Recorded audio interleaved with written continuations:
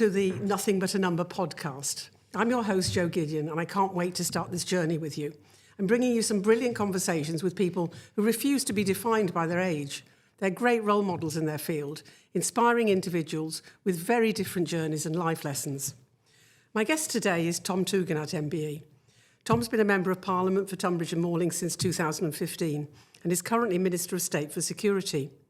Tom studied theology before completing a master's degree in Islamic studies at Cambridge. He speaks Arabic, Dari and French, I believe, and probably a few other languages as well, if I know you, Tom. He worked as a journalist in Lebanon and served with the Royal Marines in conflicts in Iraq and Afghanistan. Conservative leadership contender after the resignation of Boris Johnson, Tom once described the job of Prime Minister as like winning the lottery.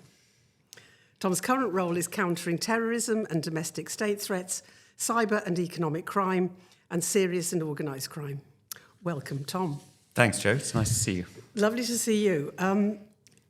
Your Minister of State role, can you expand a little bit on some of the challenges? I mean, I guess that keeping the people safe is a massive job. And I imagine that a lot of the dangers we don't really know about, but you do. That's kind of the point, Joe. Look, you're right. A lot of my job is to oversee the intelligence that we get from overseas, sometimes from ourselves, sometimes from friends and allies, that points to threats here in the United Kingdom, because my job is the prosperity and happiness of the British people. That's fundamentally it. My job is to keep everyone here safe and to do what I can to make sure that we're able to enjoy the ability to travel and trade around the world. And that's tricky. You don't need me to tell you that there's been some very serious security changes in the world in recent years.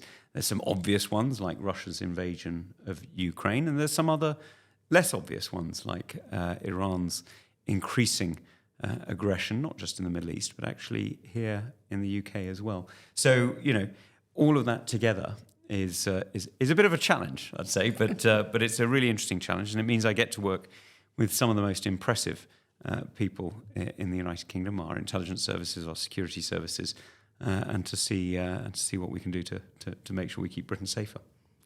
Do you think that things have got worse in recent years, or is it just that we haven't learned from history? So I'd say it's a mixture of things, really. I mean, it's certainly true that some threats have grown in recent years. It's certainly true that some of those threats are more prevalent. But it's also true that others have diminished as we've got better. Now, I'm slightly cautious because this is one of those classic things you say we've got better at something and the next day something goes wrong. And, us getting better means we are more likely to catch something, not we're 100% likely to stop something. I'm afraid I can't offer 100% guarantees.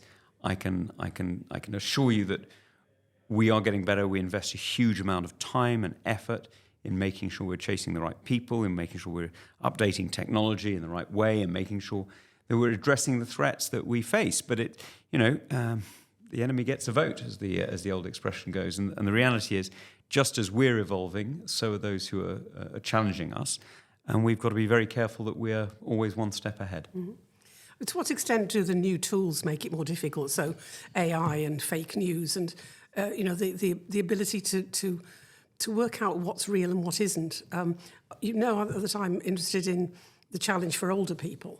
And, I think that quite often a lot of the scams are targeted at people who don't realise the technology is so sophisticated that it's very difficult to tell whether something is genuine or not. So look, I think that's a really good question. I mean, there are some areas where it's made life really hard, bluntly. I mean, and the technology has made life really challenging. One of the more horrific things that I'm responsible for fighting is child sexual abuse. And as a father of two young children, I can't tell you how horrific I find this part of the job. I mean, and how personally I take it, and I think you'll understand that only too well, Joe. And it's genuinely appalling, the level of child sexual abuse prevalent in this country. Not always abusing children in this country, but images of children having been abused abroad, brought into this country. And one of the things that artificial intelligence does is it makes it harder to know which of those images are real and which ones are fake. And because that's harder, it means it's harder to go out and protect those who are real children who are actually being abused, because they're hidden amongst a group of, if you like, fake children, artificial children in images that have been faked. And that's really difficult. And it's horrific enough that anybody would produce one of these images at all. But it's even worse that they're also hiding genuine abuse within this sort of the haystack, if you like, of fake images. So that's one area where it's really grim. It's also true, however, that artificial intelligence enables us to search better. So years ago, if photographs were corrupted or twisted or varied, it was hard to be able to pin down where those images were taken or of whom they were taken or by whom. Now, artificial intelligence has meant that we can search databases more quickly. We can, work out if the background mountains, for example, if they are from a particular part of the world, you can search off the basis of Google Maps and artificial intelligence and so on. So we're getting better. It's one of those things where the tool both helps and hinders. And your point about fraud is a real one as well, because, we've begun to see the nature of deepfakes, only the very early days. But it's now not very difficult for this entire podcast actually to be faked. Your voice and my voice, recorded for a few minutes, could be producing a conversation like this. Not as sparkling, of course, but hopefully not. Not an inappropriate conversation. No, exactly. But it could be, used to influence people in odd ways. But it's also, sadly, being used to target individuals. So I don't know if you've had any of them, but I've occasionally had a text message claiming to be from a friend or from a relative, and I'm expecting them because I'm used to fraud, and I've heard so much about fraud in my job that I know what to expect. But if you get a text message late at night from a loved one claiming that they're short of money and they've found themselves in a position where they very vulnerable, and you're asked to transfer some money urgently to them, many people, if you're half asleep or whatever it is, and you don't really think about it, you might do that, and that's bad enough already. But now there's the danger that people could be faking your voice and calling you and claiming to be your son or daughter or your sister or brother or whatever it is, and trying to convince you that it's them, and the voice can sound very credible. So do you think it's the role of government alone, or who should be fighting this? It's not just criminal. It preys on the vulnerable and the people who are least able to discern truth from fakes. So should social media companies bear some of the responsibility? Absolutely, and that's one of the things. There's, you'll forgive me. There's a few things in this job that I'm very proud of that I'm afraid I'll never be able to tell you about. There's one of the things that I'm proud of in this job that we've achieved, which is that we're the first country in the world to have signed an online fraud charter with some of the big tech firms and some of the big companies, telecoms companies and people like that. So alongside some of the big tech firms, we have agreed that we have a shared responsibility, because of course it's true the government has a responsibility. Nobody doubts that, nobody questions that. It's also true banks have a responsibility, and many banks have got very good at returning stolen money if it's been fraudulently acquired. But social media companies had not been very good about it. They claimed they didn't have a responsibility. Well, I'm very pleased to say that they've changed their mind on that, and I think they're right, that they do have a responsibility. If you create a platform, you may not be responsible for all the content that goes on it, but you may well be responsible for creating an environment in which some fraudulent behaviour can happen. And that's where we've worked with them to make sure that we're getting a good response. And this is what's really interesting. And you're focusing on a certain demographic, and you're nothing but a number. A title points to that. But this isn't just about old people, actually. And the reality is, you don't need me to use the expression silver surfers and, people like that. There's many people who are older who are extremely experienced with technology, and quite a lot of people who are vulnerable to fraud. It's nothing to do with age. It's to do with confidence online and the ease with which they do business online. And so the fact that they are so comfortable online actually makes them more vulnerable sometimes. So it's not just age. It's many other things. I'm very glad you pointed that out, Tom, because when people say to me, of course, after 60, you don't know how to use social media, I just look at them and say, well, I'm the same generation as Bill Gates and Steve Jobs. I think that there is a misconception about the fact that older people are digitally illiterate. I won't tell you how old my parents are, but they're the wrong side of some noughts, and they used social media to talk to their grandchildren and kids actually and their children around the world, and this isn't unusual. I mean, many of us now are used to, particularly since COVID, are used to talking to our friends and family online in ways we wouldn't have done 20, 30 years ago. I remember when I was a kid, phoning my grandparents, who were my mother's French, and so phoning my grandparents in France, that was it was a big event. First of all, it cost a fortune. Secondly, it was, people didn't use the phone in the same sort of way. But now, my kids will, FaceTime or Zoom their grandparents, on a Saturday morning, which just, by the way, is fantastic because it means that I get a lie-in. So it's great. They can babysit it from a distance, which is wonderful. Yeah, absolutely. I think COVID changed the use of things like Zoom and Teams. We hardly used that sort of thing before COVID. Yeah. And during COVID, they were giving out iPads in nursing homes, weren't they? Because people actually couldn't communicate except through that medium. And so I think the world has kind of fundamentally changed because of that. Going to sort of your personal journey through life, Tom, has there been somebody, or maybe multiple people who've advised you, mentors, people that you've learned from along the way that you want to give a shout out to? Yeah, no, they have, and I suspect this isn't unusual, but there's been different people at different stages, and there's been some people who've made a huge impression, rather obviously. So one of the people I worked for was General the Lord Richards, who was Chief of the Defence Staff, and I had the great privilege of working for him as his military assistant. And unusually, I worked for him extremely closely for 4 years, and very unusually in a position like that, I thought more of him when I left than when I arrived, which normally I know isn't the case. I'm looking at one of my staffers here who no doubt thought more of me before she turned up to work for me, but now thinks rather less of me. But but he is an extraordinary man, and I think very, very highly of him. But there are other people who touch your lives very briefly, but actually make a huge difference for whatever reason. And, I can certainly think of a few like that, including an extraordinary teacher of mine who taught me only for a year, but a man called John Marshall, who was my geography teacher when I must have been 10 or 11, something like that. And he opened my eyes to the Arab world and to the opportunities that are out there in a way that I think I hadn't really understood. And I'm still in touch with him actually, and he's a remarkable individual who really changed my life in a way that I think is it's hard to imagine, but is true.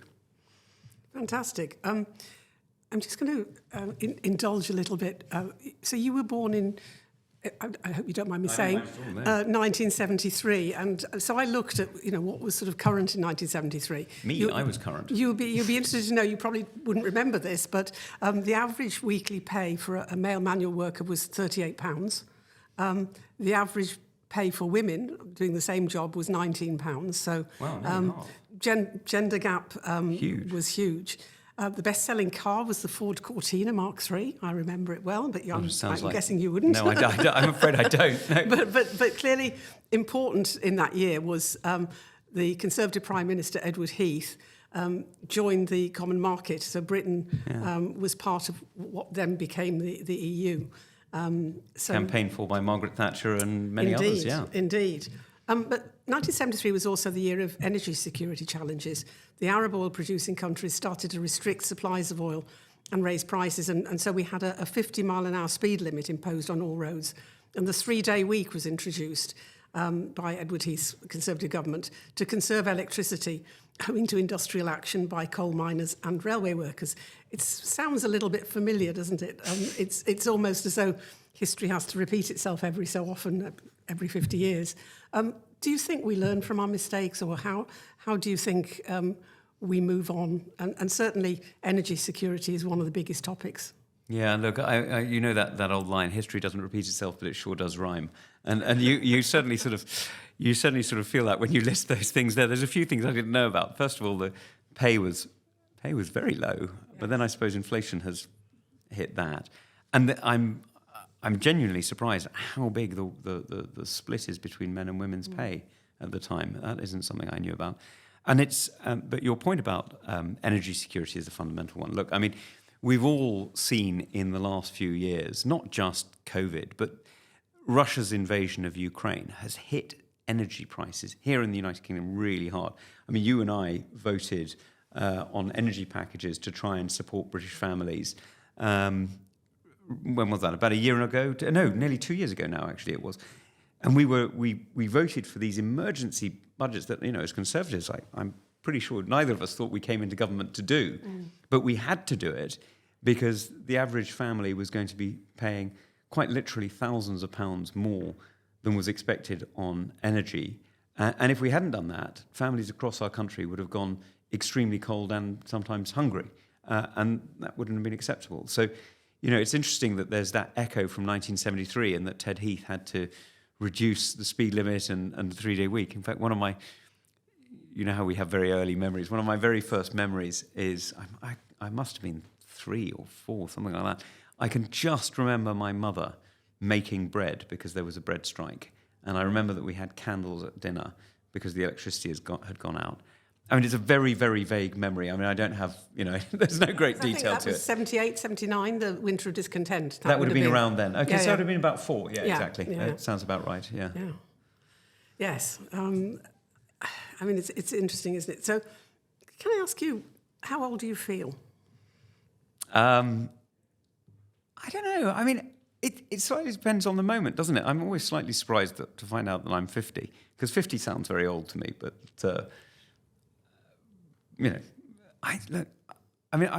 I'm really lucky that I've had the most extraordinary amount of fun over the last 35, 40 years. And I've constantly had jobs that are really challenging and really changing. So, I started off as a journalist in the Middle East, and then I, went on to soldiering, and now I'm doing this.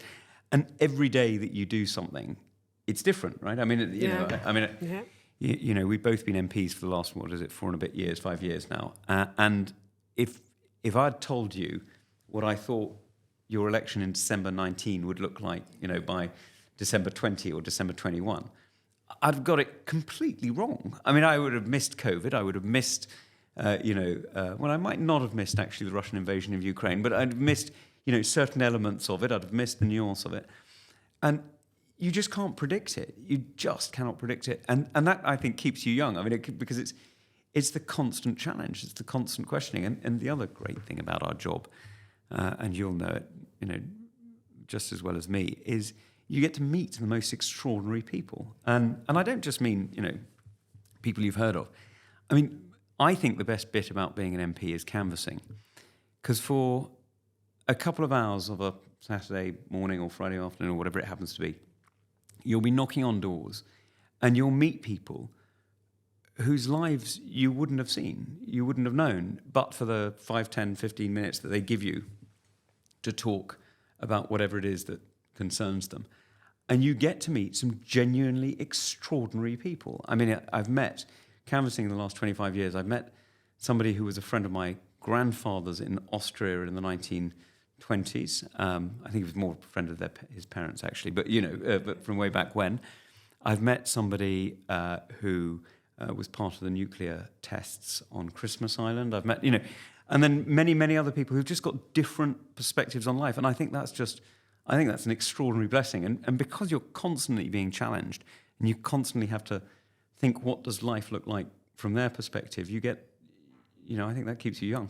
Oh, absolutely. So, I mean, interesting, the two people you've mentioned, I imagine, are quite elderly now? I suspect, the first one was 25, 30 years ago. I suspect he's died, but I don't know. But these people with wonderful backgrounds and life experiences were sort of hidden in plain sight until you knocked on their doors. That's right. But also I've met some young people.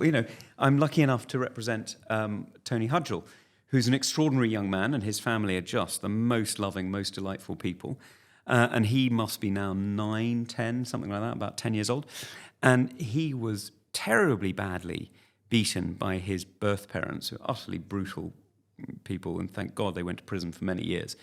But his real parents, all right, absolutely his real parents, the parents who absolutely love him, are the Hudgells, and they've got, several kids, and they've adopted some kids. And what's lovely is, if you didn't know, you wouldn't know which kids were adopted and which ones were their birth kids. You'd have no idea and no way of telling. And they're an incredibly loving family. And getting to meet him and getting to meet them has been just a fantastic blessing. You see, of course it's true that as a politician you see some of the darker sides of humanity. And certainly in my job in the security world, you see a lot of the darker sides of humanity. But as a politician, as an MP particularly, you see just some amazing people doing some wonderful things. And it really tells you what a fantastic country we're lucky to live in, and what great people there are. Absolutely. I mean, do you think it's sad that most people don't know that side of our experience? Yeah, I think it is, and I think it's one of the things that people don't always appreciate in politics. Is politics isn't. I mean, of course, it's about ideas and tax rates and policies on schools or whatever, but it's mostly about people. Actually, it's who are you serving? And I used to have this. I can't remember when it started. I presume it started when David Cameron was Prime Minister, and people would say, "Your boss, David Cameron." I say, "Well, David Cameron's not my boss. You are." I work for the people of Tunbridge and Malling. They're my bosses, not the Prime Minister. Power comes from the ground up. It doesn't come from the top down. And one of the nice things about our job is whatever else comes and goes, whether you're in government or out of government, you are responsible to 70 or so thousand people in a community that you're responsible for, and you get to know it really, really well. And it's a huge privilege to serve it, and I'm lucky enough to have done that in Tunbridge and Malling for, what is it now, nearly 9 years. I love it. There's some remarkable people who I'm lucky enough to serve. Fantastic. So, Tom, if you were to give one piece of advice to a much younger Tom, what might it be? Enjoy it. Don't miss the moments. It's easy, when you're doing things. I mean, I'm not one who's ever kept diaries or done things like that, but it's easy to sort of constantly be planning for the future, constantly be aspiring to the next thing. But it's also important to enjoy the moment you're in.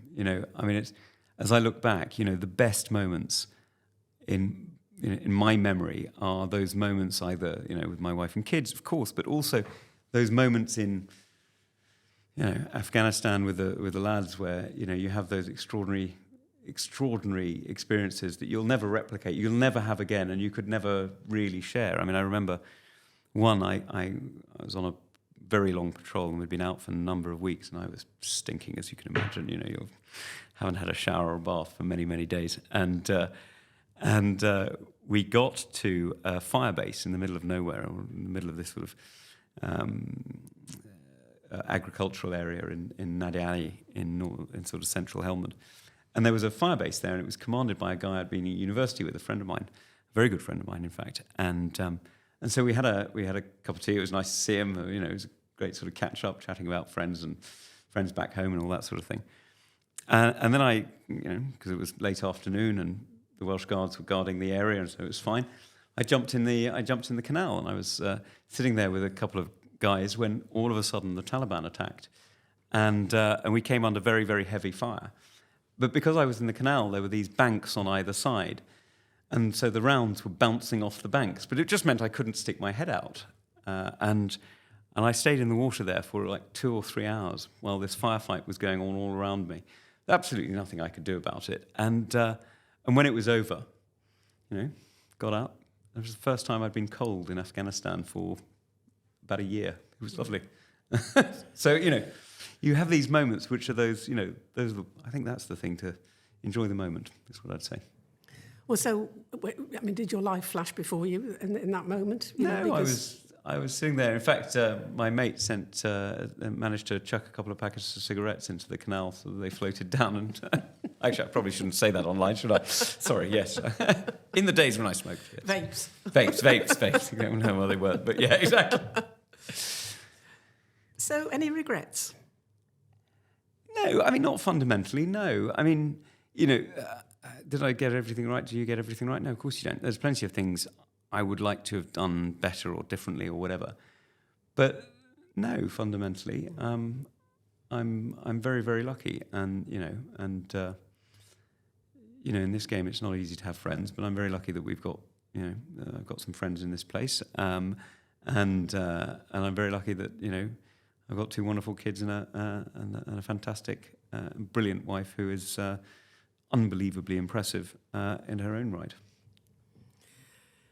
So, do you have a bucket list yet? No, I don't actually. But it's I probably should start thinking about it, shouldn't I? What would it be? Yes, what would it be? Oh, I don't know now. You've done so much, but is there something that you can identify that, apart from becoming Prime Minister, obviously, I've always at some point in the future? Yeah, we'll see. I've always wanted to do a pilgrimage to Santiago de Compostela, sort of, a sort of 3-4 month walk. I think that'd be a nice thing to do. I like walking long distances. I haven't done it for a while, as you can probably tell by my.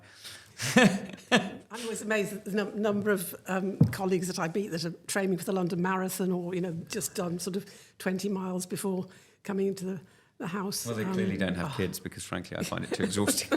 Well, I've got grandkids, so maybe that's an excuse. Yeah, what are your bucket list things? What sort of things? Oh, so the podcast is part of my bucket list. That's a good one, and to do a lot more, because I think that the whole challenge of people getting older but not feeling their age is that the expectations of you are so low that whatever you do surprises people. And I think that you reach a certain age where you don't actually care what people think about you or what you're doing, and that's very liberating. And so, I've warned people that I'm becoming quite a dangerous individual. You always were. What's that wonderful poem about the woman who said, "When I'm old, I'll wear purple." I'll wear purple. Yes. And there's a bit of that, I think it's one of the things that's been massively underrated. When you think about humanity over the last 2,000-3,000 years, most people died by 40, 50. And you just imagine that store of human wisdom that disappeared with them. And now, I knew my grandfather a bit, but he died when I was a teenager. My kids, I hope very much. You never know, right? But I hope my kids will know their grandparents extremely well into their 20s, maybe even beyond. I don't know, but maybe even beyond. And it's certainly true that the way aging in our society has changed means that you're seeing real political energy coming out of, different demographics. You're seeing a real change in that. You're seeing an extraordinary sort of second life coming to people. So I remember I was talking to a friend of mine who was retiring as a judge, and he must have been in his late 60s, early 70s, something like that. He was retiring as a judge. He was a friend of my father's, and that's how I knew him. And he was like, "Well, I don't really want to be a university professor. That's too boring." And each to their own. And and I introduced him to a team that was doing startup companies. And it was basically a bunch of people in their early 20s who were starting different companies, and some of them were supported by the foundation, and others weren't. And he was able to take his experience of whatever it was, 50 years of legal experience, and help give a different perspective. Now, I don't know if he made any money out of it, but that certainly wasn't what he was doing it for. He was doing it because he wanted to be able to give back to young people who were starting out. And I know what he got out of it, because we've had lunch and dinner together a few times since. He gets this extraordinary perspective on life that he wouldn't otherwise have. And, I think the, people sort of talk about intergenerational conflict or challenge. Actually, I think there's intergenerational partnership, and that's what we've got to make sure works. Yeah, no, I absolutely agree. I've said I think that the baby boomer generation and Generation Z, I think we're on now, aren't we, have got a lot more in common than generations in between, because we were rebels, back in the day. And just because you get older doesn't make you any less rebellious. You just No, I've noticed that too. you learn how to conform, for when you have to. But I think the notion that you calm down in old age is for the birds. No, you don't. So I think we need to get together. I do a lot of work with young people on the APPG for Youth Affairs, and clearly there's a role for mentorship, but also learning, greater digital skills. So it's a two-way street, isn't it? It's learning really from is. each other. And this is one of the things that I've noticed with startups and other businesses, is you may have a brilliant idea and you may really understand the technology, but you may not understand how to work in a team, or you may not understand how to deal with clients, or you may not, there's many other things that where 30 years or 40 years or 50 years in sales, or in or working in teams and whatever it might be, can give you a perspective that nobody can have after 3 or 4 years. It's not, it doesn't mean you're clever or stupid. You just can't have it. You don't have the experience.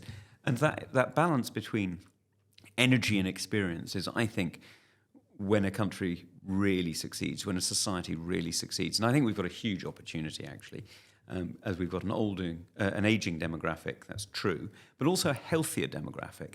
And the combination between health and age and youth and energy means that I think, we've got a real opportunity for our society to do some brilliant things. So do you think there's a role for government in bringing the two together? Yeah, I do. I don't think it's just government. And, you and I wouldn't argue for a second that it was. I mean, it's... there's a role for business in this. There's a role for charity in this. There's no reason you shouldn't make a profit out of doing good stuff. And charities certainly have a role as well. And there's just a role for community groups. So a lot of this used to be done through families in different ways. So if you think back to the sort of 1500s, the apprenticeship would be sort of father-son or uncle-nephew in those days, and occasionally women, but it was a very sexist environment, as you know. Today, it may not be through families, but the principle still applies. You have older people giving experience to young people, and young people learning and putting the energy in. So, the combination of the two, I think, is hugely important. Absolutely. In reply to your question about what I'm going to do next, I'm going to be an olderpreneur. I hadn't heard that. That's a good. Yeah. That's a very good one. Yes, excellent. Well, I look forward to seeing what comes up. So, any final thoughts from you on any aspect? I think we've covered the topic of the role of age, and how I think that there is a valuable role to be played by joining up the young and the old. But yeah, any sort of final words of wisdom? No, I think I'm very pleased you're doing this, because I think we don't, when people talk about age, very often it's negative. Very often it's, they're too old to do this, they're too old to do that. And the reality is, actually, given people's health, given people's energy, and savings have gone okay, given people freedom, you can see people with an extraordinary ability to contribute well into not just their 70s, but actually 80s and 90s as well, in different ways. And actually, again, if you look at one of the problems that we do face today with Alzheimer's and dementia of various forms, not always, but sometimes that can be abated or held back by innovation and ideas and new challenges. And that's, I think we should be encouraging that, not just for the person who might otherwise get dementia, but actually for the whole of society. Absolutely. Tom, it's been an absolute pleasure. Thanks, Thank you so much for coming here today. It's a huge pleasure. I'm very pleased to join you. Thank you.